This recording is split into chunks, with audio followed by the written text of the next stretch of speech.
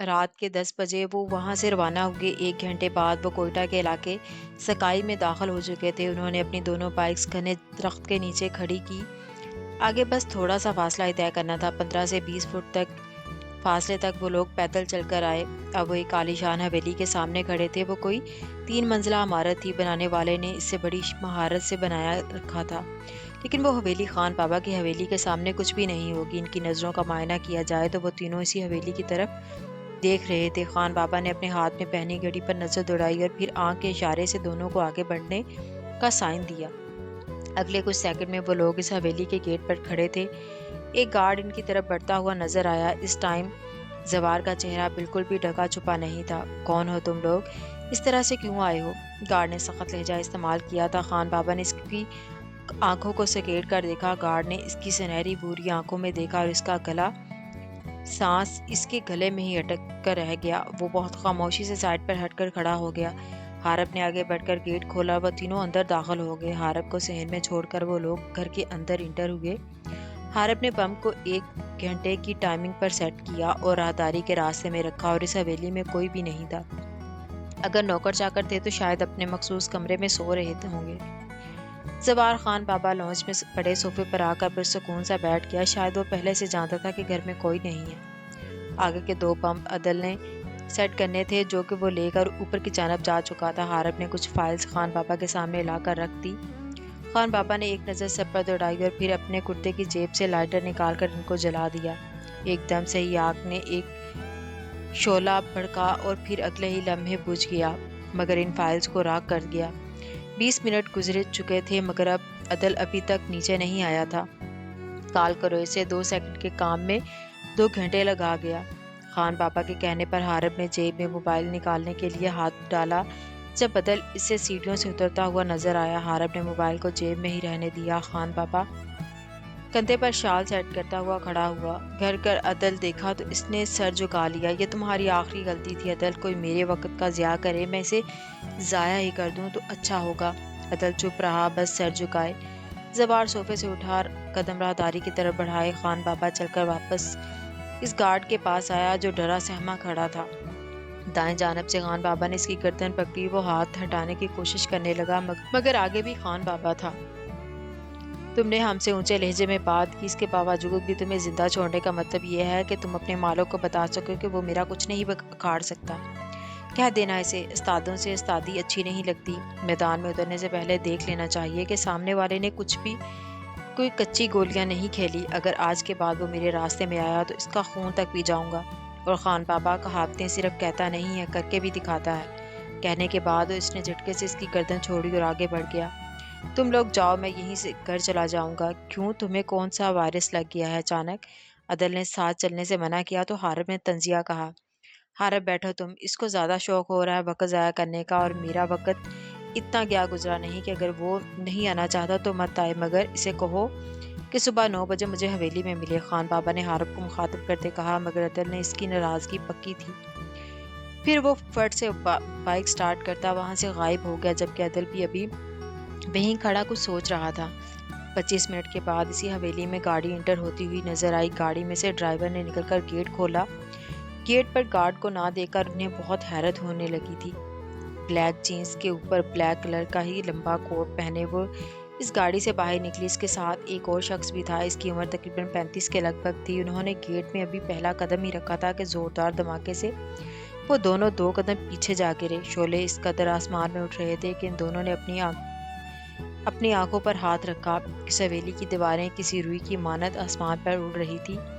دیکھتے ہی دیکھتے ان دونوں کے حواس جاتے رہے۔ زوار خان، اس 35 سالہ آدمی نے خان بابا کا نام چلاتے ہوئے اپنے پاس کھڑی گاڑی پر زوردار مکہ مارا، جبکہ 26 سالہ لڑکی غصے سے ہاتھ پیچھے کھڑی تھی۔ اس کا چہرہ غصے سے سرخ لال کھڑا تھا۔ اس کی زندگی کی ساری جمع پونجی، اس کی ساری دھن دولت اس کی آنکھوں کے سامنے راکھ ہو چکی تھی اور وہ کچھ نہیں کر پا رہی تھی۔ یہ 2 دن بعد کی بات ہے جب حارب اور عدل گارڈن ایریا میں بچھی کرسیوں پر برجمان بیٹھے تھے۔ عدل کے چہرے پر ایک رنگ آ رہا تھا، دوسرا جا رہا تھا۔ وہ جتنا مرضی انکار کر لیتا مگر وہ خوف زدہ ہو رہا تھا، کیونکہ زوار کے بلانے پر بھی وہ حویلی نہیں آیا تھا۔ حارب کے کال کرنے پر اس نے اپنا موبائل سوئچ آف کر دیا تھا۔ اس نے زندگی میں کبھی ایسا نہیں کیا تھا کہ زوار اسے بلائے اور وہ نہ آئے، مگر اب ہوا تھا، کیوں ہوا تھا وہ نہیں جانتے تھے۔ تھوڑی دیر بعد جب زوار راہداری سے نکلتا ہوا نظر آیا، خلاف معمول آج اس کے کندھوں پر شال نہیں اوڑھ رکھی تھی۔ زوار 28 سالہ خوبصورت ترین مرد تھا، اس کے چہرے پر گھنی داڑھی اس کی شان میں اور زیادہ اضافہ کرتی تھی۔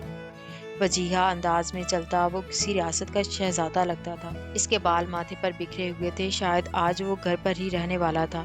وہ کسی سے کال پر بات کرتے ہوئے آ رہا تھا، کچھ قدم کے فاصلے پر آ کر اس کی نظر عدل پر پڑی۔ اگلے ہی پل اس کے چہرے کے تاثرات بدل گئے۔ اس نے کان سے فون اٹھایا اور ان کی جانب چل کر آیا۔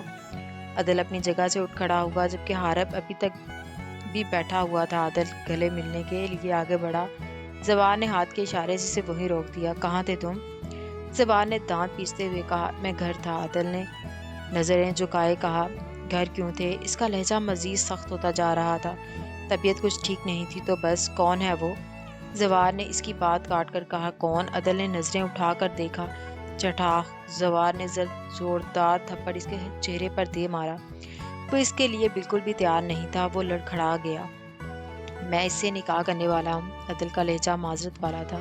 کیا لگتی ہے وہ تمہاری؟ زوار نے اس کا گریبان پکڑ لیا۔ وہ مجھے پسند ہے، شاید مجھے اس سے محبت ہو چکی ہے۔ عدل کے جواب پر اس نے جھٹکے سے اس کا گریبان چھوڑ دیا۔ پاگل ہو گئے ہو تم؟ یہاں کوئی فلم چل رہی ہے جو تم نے اسے دیکھا اور تمہیں عشق ہو گیا؟ تم کب سے ان چکروں میں پڑ گئے؟ ہم جیسے لوگ عشق نہیں کر سکتے عدل؟ کیوں نہیں کر سکتے؟ اس بار عدل نے بہت ہمت سے جواب دیا تھا۔ کیوں نہ کہ ہم لوگ دل نہیں رکھتے۔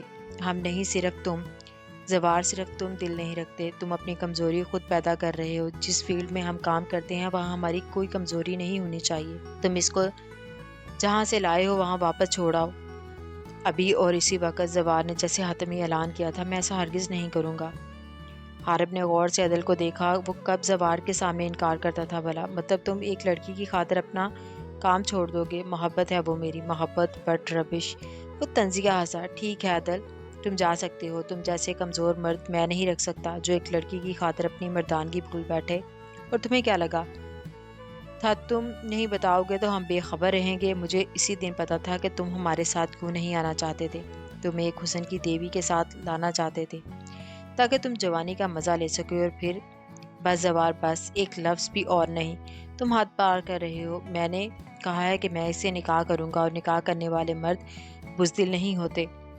اور میری بد دعا ہے کہ زوار تمہیں بھی کسی سے محبت ہو، مگر خدا کرے تم اس کے لیے ترسو، اتنا ترسو کہ خود کو دنیا کا مفلس سمجھنے لگو۔ اس دن تمہیں احساس ہوگا خدا کے پاس فضول وقت نہیں کہ عدل جو تمہاری سو کولڈ بد دعائیں قبول کرنے بیٹھ جائے۔ ابھی کے ابھی یہاں سے نکل جاؤ، اس سے پہلے کہ تمہارا منہ نوچ لوں۔ Get lost! عدل نے آخری نظر زوار پر ڈالی۔ اس کی آنکھوں میں آنسو تھے۔ اس نے قدم موڑے۔ اس کی ایک آس تھی کہ وہ اسے روک لے گا، وہ اسے کہے گا عدل کوئی بات نہیں، نہ جاؤ تم۔ مگر نہیں، وہ تو زوار تھا۔ اس کا دل کیسے پگھلتا؟ وہ دل رکھتا ہی کہاں تھا؟ پھر اس نے عدل کو جانے دیا۔ عدل بھی ایک مرد تھا۔ وہ کیوں رو رہا تھا؟ شاید زوار اور اس کا بچپن کا ساتھ آج ختم ہو چکا تھا۔ اس کی زندگی میں صرف ایک دوستی کا رشتہ تھا اور وہ بھی ختم ہو چکا تھا۔ 2 دن پہلے کی رات بلائی سطح کے ایک کمرے میں اس نے بم رکھا، پھر وہ اس کمرے سے باہر نکل آیا۔ چلتے ہوئے اس کے اعصاب تنے ہوئے تھے۔ وہ تیز تیز قدموں سے چلتا ہوا باہر آ رہا تھا۔ اسے اچانک سے کسی کی سسکیوں کی آواز سنائی آئی۔ اس نے بائیں طرف گردن موڑ کر دیکھا جہاں کچن تھا۔ نظر انداز کرتے ہوئے اس نے قدم آگے بڑھایا جب اسے ایک چیخ کی آواز سنائی دی۔ نہ چاہتے ہوئے بھی اس نے قدم اس جانب بڑھا دیے۔ وہ ایک درمیانے قد کی لڑکی تھی، کمر تک آتے کالے سیاہ بال۔ اس نے لون کا ڈھیلا ڈالا ڈریس پہن رکھا تھا۔ شاید وہ اس کا اپنا نہیں تھا۔ وہ اپنے ہاتھ پر پھونک مار رہی تھی، پھر وہ سنک کی جانب بڑھی، نل کھولی اور اپنا ہاتھ اس کے بہتے پانی میں گیلا کرنے لگی۔ عدل نے 2 قدم آگے بڑھائے۔ قدموں کی چاپ سنتے ہوئے اس لڑکی نے رخ موڑ کر اسے دیکھا۔ اس نے بھاگ کر شیلف کی طرف قدم بڑھائے اور اس پر اٹکے دوپٹے کو کھینچ کر اپنے گرد لپیٹ لیا۔ سوری صاحب جی، بس کھانا تیار ہونے والا ہے، میں ابھی لگا دیتی ہوں، آپ غصہ نہ کریے گا۔ کہتے ہوئے وہ کڑھائی میں چمچ چلانے لگی۔ اس لڑکی نے ابھی تک عدل کو نہیں دیکھا تھا۔ کون ہو تم؟ عدل نے چند قدم کے فاصلے پر پوچھا۔ میں وہ اٹکنے لگی۔ ہاں تم، اور رو کیوں رہی ہو؟ اس لڑکی نے نظر اٹھا کر اسے جیسے جینے کی روشنی ملی تھی، زندگی ایک خاص ملی تھی۔ اس کی آنکھیں دوبارہ نم ہونے لگی۔ صاحب جی پلیز، کیا آپ مجھے یہاں سے نکال سکتے ہیں، آپ کا احسان ہوگا مجھ سے، جتنے پیسے مانگیں گے میں آپ کو کما کر دے دوں گی، مگر مجھے یہاں سے نکال کر لے جائیں، میں جاتی ہوں، آپ کا ان لوگوں سے کوئی تعلق نہیں ہے۔ وہ زاروں قطار رونے لگی۔ کیا تم مجھے بتانے کی زحمت کرو گی تم کون ہو؟ اس کے لہجے میں ذرا بھی نرمی نہیں تھی۔ لمحہ بھر کو وہ لڑکی رکی، وہ سوچ رہی تھی کہ وہ اسے بتائے یا پھر بتا کر مزید پھنس نہ جائے۔ میں حاذقہ ہوں، مجھے سزا کے طور پر یہاں رکھا گیا ہے اور بہت جلد مجھے سزا دے دی جائے گی۔ میں نہیں جانتی وہ لوگ میرے ساتھ کیا سلوک کریں گے، میرا تو کوئی قصور نہیں تھا، میں مرنا نہیں چاہتی، مجھے اپنی ماں کو بچانا ہے، وہ مر جائے گی میرے بغیر، میرا باپ میری ماں کو کہیں کا نہیں چھوڑے گا، پلیز آپ میری مدد کریں، بس اس حویلی سے باہر لے جائیں۔ رو رو کر چہرہ لال سرخ ہو چکا تھا۔ عدل نے اس کے چہرے پر سرسری سی نظر دوڑائی، وہ واقعی معصوم تھی، بہت معصوم۔ فی الحال میں تم سے زیادہ تفصیل نہیں پوچھنا چاہتا، میں نہیں جانتا تمہیں کیوں سزا کے طور پر یہاں لایا گیا، مگر میں تمہیں یہاں سے باہر لے جاؤں گا، تم چلو میرے ساتھ۔ عدل آگے بڑھتا ہوا کچن سے باہر نکل آیا، وہ بھی ڈری سہمی اس کے پیچھے پیچھے تھی۔ عدل نے ہاتھ کے اشارے سے اسے کوریڈور میں روکا، گنا کے سامنے لانچ پر صوفے پر زوار بیٹھا تھا، زوار کی اب بھی اس جانب پش تھی۔ عدل نے اسے پلر کے پیچھے چھپنے کا اشارہ کیا، وہ 2 قدم بڑھائے پلر کے پیچھے جا کر کھڑی ہو گئی۔ عدل نے اس کے حلیے پر نظر ڈالی، اس پر ترس آیا۔ عدل نے کو ایک دم یاد آیا کہ اس نے کمرے میں ایک شال پڑی دیکھی تھی۔ وہ تیز قدم بڑھائے اوپر آیا اور اس کمرے میں انٹر ہوا، شال اٹھائی، اسے گھول مٹول کر کے اکٹھا کیا اور پھر تیز تیز قدموں کے ساتھ نیچے آیا۔ اس سے پہلے کہ زوار یا حارب میں سے کوئی دیکھتا، اس نے وہیں سے شال حاذقہ کی طرف اچاری اور باقی کی سیڑھیاں اترتا نیچے آیا۔ اسے لگا وہ زوار کی آنکھوں میں دھول جھونک چکا ہے، لیکن وہ کیسے بھول گیا تھا کہ وہ خان بابا تھا۔ ہوا کا رخ دیکھتے وہ اندازہ لگا لیتا تھا کہ دھواں کہاں سے آ رہا ہے اور آگ کہاں پھیلنے والی ہے۔ پلر کے پیچھے سے آتے حاذقہ کے سائے کو تو وہ بہت پہلے دیکھ چکا تھا۔ وہ چاہتا تھا کہ عدل اسے بتائے، مگر عدل نے اس سے سب کچھ چھپایا، اور یہی وہ چیز تھی جو اس کا دماغ گھما چکی تھی۔ زوار کو اس نے منع کر دیا تھا کہ وہ اس کے ساتھ نہیں جائے گا، اور ان کو روانہ ہوتا دیکھ کر وہ واپس حویلی آیا۔ آ جاؤ، عدل کی آواز پر وہ شال سیٹ کرتی عدل اسے لے ساتھ لیے بائک پر روانہ ہوا۔ پھر وہ حاذقہ کے بتائے ہوئے راستے پر رواں دواں تھے۔ اب رونا بند کرو، لے جا تو رہا ہوں۔ حاذقہ کی سسکیوں سے تنگ آ کر عدل نے کہا تو اسے بے حد شرمندگی ہوئی۔ کچھ فاصلے پر طے کرنے کے بعد وہ اب کچی بستی میں داخل ہوئے۔ 2-3 گھر چھوڑنے کے بعد حاذقہ نے چوتھے گھر کی طرف اشارہ کیا۔ عدل نے اپنی بائک اس گھر کے سامنے روکی۔ یہ بھی اتفاق تھا کہ وہ لوگ بائک پر نکلے تھے، کیونکہ اس بستی میں گاڑی کا چلانا تقریباً ناممکن تھا۔ حاذقہ نے اس لکڑی کے دروازے پر دستک دی۔ 2 سے 3 بار دستک دینے کے بعد وہ دروازہ کھلا۔ سامنے ایک بڑی بزرگ عورت کھڑی تھی، چہرے پر جھریاں ہی جھریاں تھی، نڈال سی طبیعت۔ حاذقہ کو دیکھتے ہی وہ فوراً اس سے گلے لگ گئی۔ حاذقہ کی آنکھیں پھر سے نم ہوئیں، آنسو امڑ کر نکلے۔